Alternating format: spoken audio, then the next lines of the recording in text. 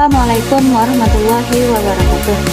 Perkenalkan, nama saya Rohmania Zuro, mahasiswi Poltekkes Kemenkes Mataram. NIM D07131021032. Video kali ini saya akan membahas tentang Pancasila sebagai ideologi negara. Sebelum kita membahas lebih jauh, kira-kira kalian tahu nggak sih apa itu pengertian dari ideologi itu sendiri? Dalam Kamus Besar Bahasa Indonesia, ideologi didefinisikan sebagai kumpulan konsep bersistem yang dijadikan asas pendapat yang memberikan arah dan tujuan untuk kelangsungan hidup. Ideologi juga diartikan sebagai cara berpikir seseorang atau suatu golongan. Ideologi sendiri dapat diartikan sebagai paham, teori, dan tujuan yang merupakan satu program sosial politik. Adapun beberapa tokoh atau pemikir Indonesia yang mendefinisikan ideologi sebagai berikut. Sastra Prateja pada tahun 2001 mengatakan, ideologi adalah seperangkat gagasan atau pemikiran yang berorientasi pada tindakan dan diorganisir menjadi suatu sistem yang teratur. Suharjanto pada tahun 1991 mengatakan, ideologi adalah hasil refleksi manusia berkat kemampuannya menjaga jarak dengan dunia kehidupannya. Sedangkan menurut Mubyarto pada tahun 1991 mengatakan, ideologi adalah sejumlah doktrin, kepercayaan, dan simbol-simbol sekelompok masyarakat atau suatu bangsa yang menjadi pegangan dan pedoman kerja untuk mencapai tujuan masyarakat atau bangsa itu. Beberapa teori ideologi yang dikemukakan oleh tokoh-tokoh pemikir ideologi sebagai berikut. Yang pertama, Martin Seligger mengatakan, ideologi sebagai sistem kepercayaan. Ideologi adalah sekumpulan kepercayaan dan penolakan yang diungkapkan dalam bentuk pernyataan yang bernilai yang dirancang untuk melayani dasar-dasar permanen yang bersifat relatif bagi sekelompok orang. Yang kedua, Alvin Goldner mengatakan, ideologi sebagai proyek nasional. Goldner mengatakan bahwa ideologi merupakan sesuatu yang muncul dari suatu cara baru dalam wacana politis. Wacana tersebut melibatkan otoritas atau tradisi atau retorika emosi. Yang terakhir, Paul Hirsch, ideologi sebagai relasi sosial. Hirsch meletakkan ideologi di dalam kalkulasi dan konteks politik. Hirsch menegaskan bahwa ideologi merupakan suatu sistem gagasan politis yang dapat digunakan dalam perhitungan politis. Agensi Pancasila sebagai ideologi negara. Salah satu tantangan yang paling dominan di era ini adalah globalisasi. Pengertian globalisasi sendiri merupakan era saling keterhubungan antar masyarakat suatu bangsa dan masyarakat bangsa yang lain, sehingga masyarakat dunia menjadi lebih terbuka. Dengan demikian, kebudayaan global terbentuk dari pertemuan beragam kepentingan yang mendekatkan masyarakat dunia. Menurut Sastra Prateja, beberapa karakteristik kebudayaan global sebagai berikut. Yang pertama, berbagai bangsa dan kebudayaan menjadi lebih terbuka terhadap pengaruh timbal balik. Yang kedua, pengakuan akan identitas dan keanekaragaman masyarakat dalam berbagai kelompok dengan pluralisme etnis dan religius. Yang ketiga, masyarakat yang memiliki ideologi dan sistem nilai yang berbeda bekerjasama dan bersaing, sehingga tidak ada satupun ideologi yang dominan. Yang keempat, kebudayaan global merupakan sesuatu yang khas secara utuh, tetapi tetap bersifat plural dan heterogen. Yang terakhir atau kelima, nilai-nilai hak asasi manusia atau HAM. Kebebasan, demokrasi menjadi nilai-nilai yang dihayati bersama, tetapi dengan interpretasi yang berbeda-beda. Adapun fase-fase perkembangan globalisasi itu adalah sebagai berikut. Fase embrio yang berlangsung di Eropa dari abad ke-15 sampai abad ke-18 dengan munculnya komunitas nasional dan runtuhnya sistem transnasional abad tengah. Fase pertumbuhan yang meliputi abad ke-18 dengan ciri pergeseran kepada gagasan negara kesatuan, kristalisasi konsep hubungan internasional, standarisasi konsep kewarganegaraan. Fase take-off yang berlangsung dari tahun 1870 sampai pertengahan 1920, yang ditandai dengan diterimanya konsep baru tentang negara kebangsaan, identitas dan kepribadian nasional, mulai masuknya negara-negara non-Eropa ke dalam masyarakat internasional. Fase perjuangan hegemoni yang dimulai tahun 1920 sampai dengan pertengahan 1960, yang ditandai dengan meningkatnya konflik internasional dan ideologis seperti kapitalisme, sosialisme, fasisme, dan nazisme, dan jatuhnya bom atom yang menggugah pikiran tentang masa depan manusia yang diikuti terbentuknya Perserikatan Bangsa-Bangsa atau PBB.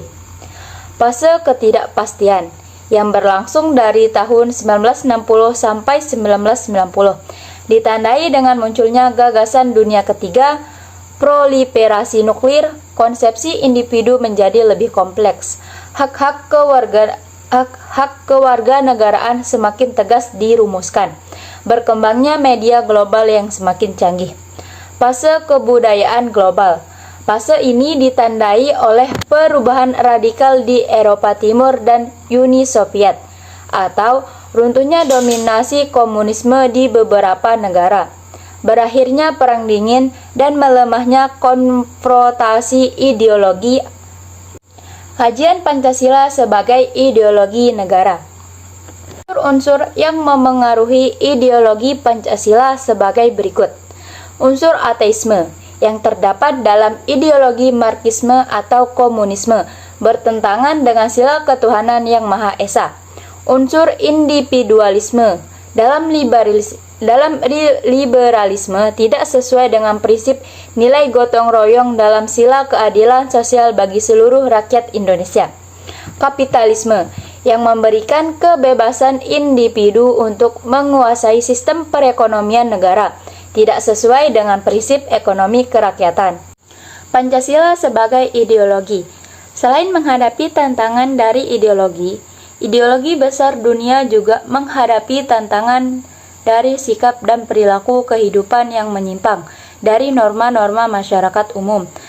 Tantangan itu meliputi antara lain terorisme dan narkoba. Beberapa unsur ancaman yang ditimbulkan oleh aksi terorisme antara lain rasa takut dan cemas yang ditimbulkan oleh bom bunuh diri, mengancam keamanan negara dan masyarakat pada umumnya. Aksi terorisme dengan ideologinya menebarkan ancaman terhadap kesatuan bangsa, sehingga mengancam disintegrasi bangsa. Aksi terorisme menyebabkan investor asing tidak berani menanamkan modal di wisatawan asing, enggan berkunjung ke Indonesia, sehingga mengganggu pertumbuhan dan perekonomian negara. Beberapa unsur ancaman yang ditimbulkan oleh penyalahgunaan narkoba meliputi hal-hal sebagai berikut. Penyalahgunaan narkoba di kalangan generasi muda dapat merusak masa depan mereka, sehingga berimplikasi terhadap keberlangsungan hidup bernegara di Indonesia. Perdagangan dan peredaran narkoba di Indonesia dapat merusak reputasi negara Indonesia sebagai negara yang berlandaskan pada nilai-nilai Pancasila. Perdagangan narkoba sebagai barang terlarang merugikan sistem perekonomian negara Indonesia karena peredaran ilegal tidak sesuai dengan peraturan perundang-undangan. Sumber historis, sosiologis, politis tentang Pancasila sebagai ideologi negara. Sumber historis Pancasila sebagai ideologi negara.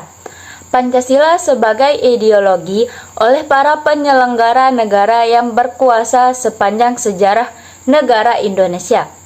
Yang pertama, Pancasila sebagai ideologi negara dalam masa pemerintahan Presiden Soekarno. Pada masa pemerintahan Presiden Soekarno, Pancasila ditegaskan sebagai pemersatu bangsa. Namun, seiring dengan perjalanan waktu, pada kurun waktu 1960 sampai 1965, Soekarno lebih mementingkan konsep Nasakom, yaitu nasionalisme, agama, dan komunisme sebagai landasan politik bagi bangsa Indonesia. Kedua, Pancasila sebagai ideologi dalam masa pemerintahan Presiden Soeharto. Pada masa pemerintahan Presiden Soeharto, Pancasila dijadikan sebagai asas tunggal bagi organisasi politik dan organisasi kemasyarakatan. Periode ini diawali dengan keluarnya TAP MPR nomor 2 tahun 1978 tentang pemasyarakatan nilai-nilai Pancasila.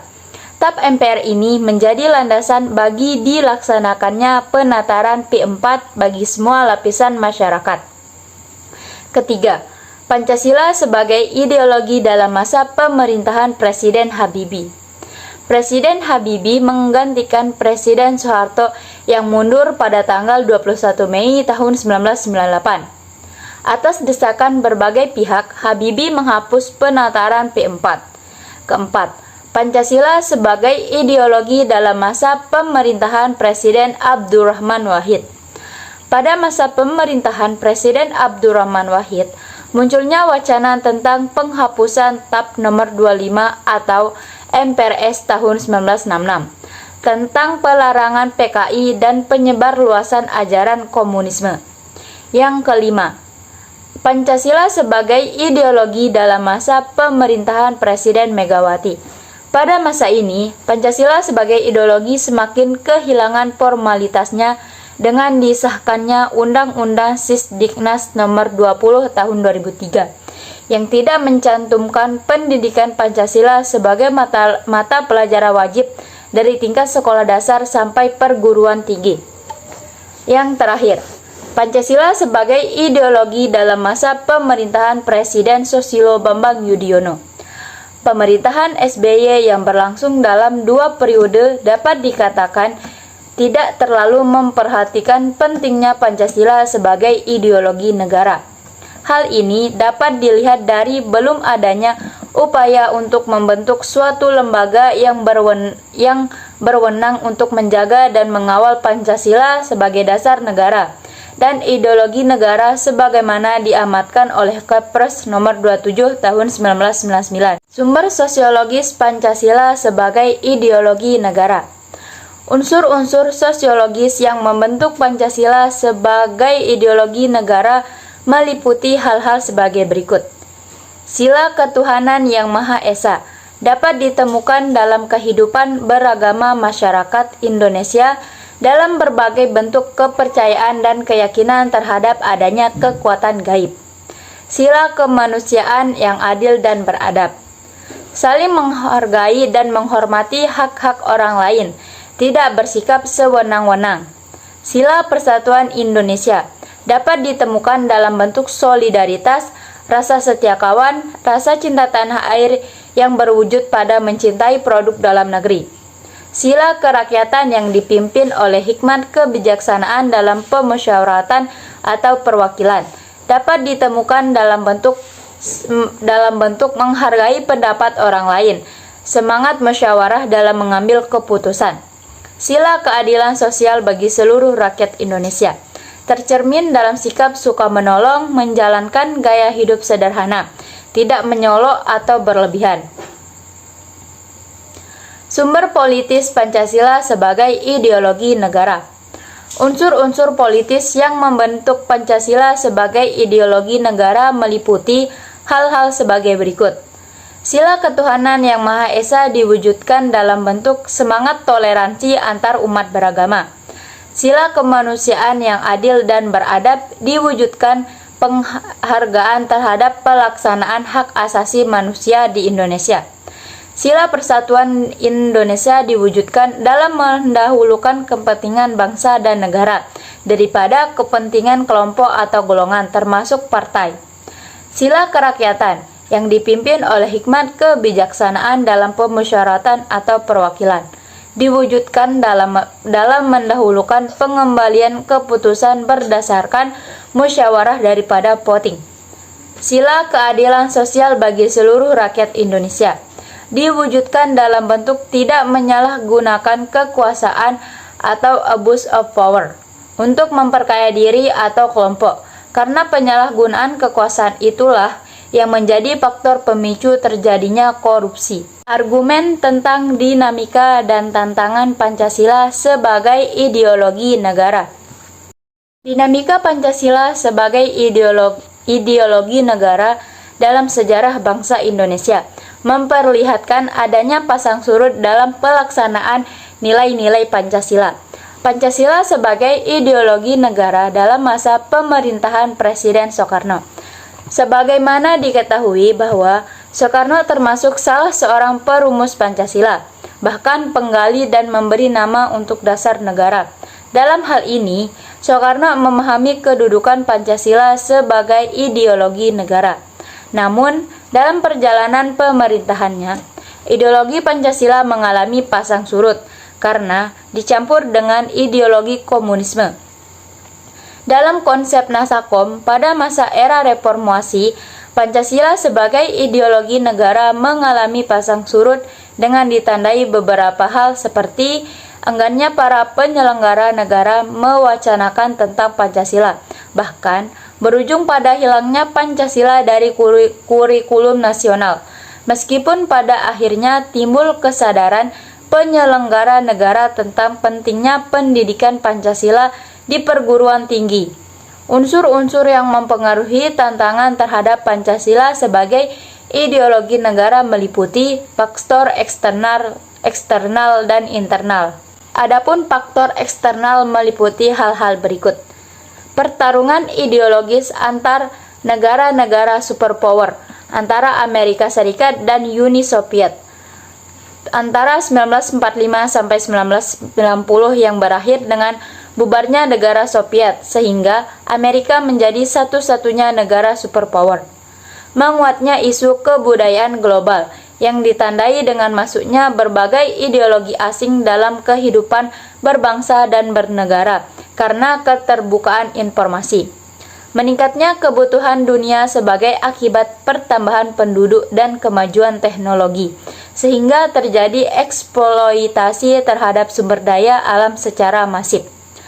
Adapun faktor internal meliputi hal-hal sebagai berikut. Pergantian rezim yang berkuasa melahirkan kebijakan politik yang berorientasi pada kepentingan kelompok atau partai, sehingga ideologi Pancasila sering terabaikan. Penyalahgunaan kekuasaan atau korupsi mengakibatkan rendahnya kepercayaan masyarakat terhadap rezim yang berkuasa sehingga kepercayaan terhadap ideologi menurun drastis. Esensi dan urgensi Pancasila sebagai ideologi negara. Hakikat Pancasila sebagai ideologi negara memiliki 3 dimensi sebagai berikut. Dimensi realitas mengandung makna bahwa nilai-nilai dasar yang terkandung dalam dirinya bersumber dari nilai-nilai real yang hidup dalam masyarakatnya. Dimensi idealitas mengandung cita-cita yang ingin dicapai dalam berbagai bidang kehidupan bermasyarakat, berbangsa, dan bernegara. Dimensi fleksibilitas mengandung relevansi atau kekuatan yang merangsang masyarakat untuk mengembangkan pemikiran-pemikiran baru tentang nilai-nilai dasar yang terkandung di dalamnya. Urgensi Pancasila sebagai ideologi negara. Beberapa peran konkret Pancasila sebagai ideologi meliputi hal-hal sebagai berikut. Ideologi negara sebagai penuntun warga negara, artinya setiap perilaku warga negara harus didasarkan pada preskripsi moral. Contohnya, kasus narkoba yang merebak di kalangan generasi muda menunjukkan bahwa preskripsi moral ideologis belum disadari kehadirannya.